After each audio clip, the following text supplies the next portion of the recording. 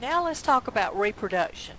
They become sexually mature after 2 or 3 years, and that's going to depend on the species and where they live and the conditions there. Um, Fertilization is external. They release their eggs and their sperm cells into the water.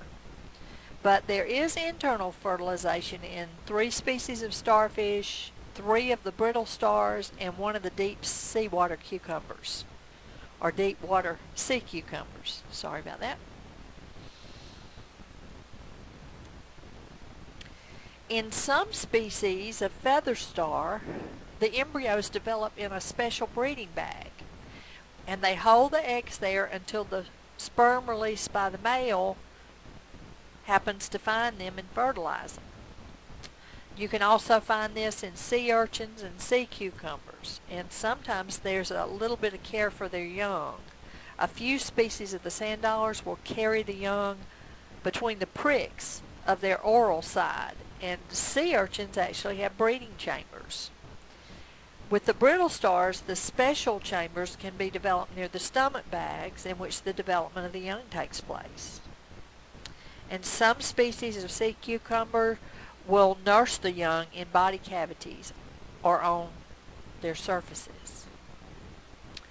Another strategy that some of the starfish and brittle stars have is to reproduce asexually, just by dividing into 2 halves when they're juveniles before they reach sexual maturity, and by then there are 2 of them, and they have 6 arms. This species does. Now, many echinoderms regenerate easily. If they lose arms, they regenerate them. They grow them back. Sea cucumbers can discharge parts of their internal organs if they're in danger, and they will regenerate those.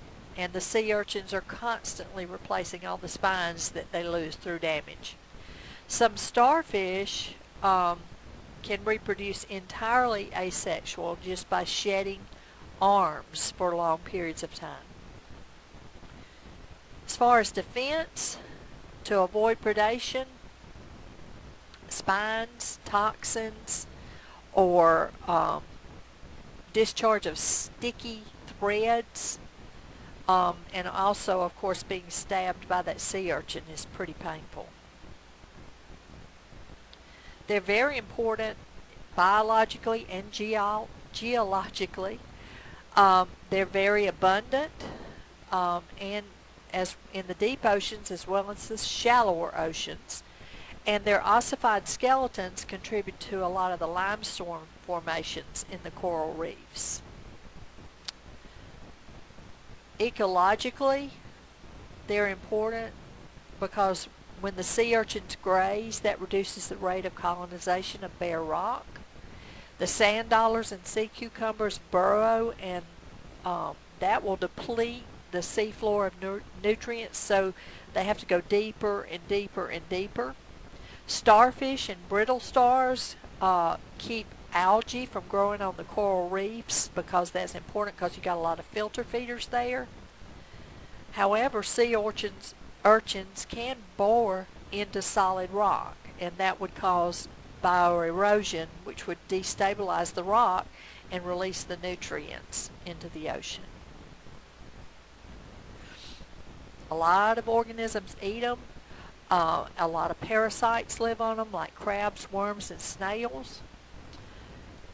And in areas where they aren't found anymore, where they're extinct, they have an overrunning of seaweed, which will destroy an entire reef.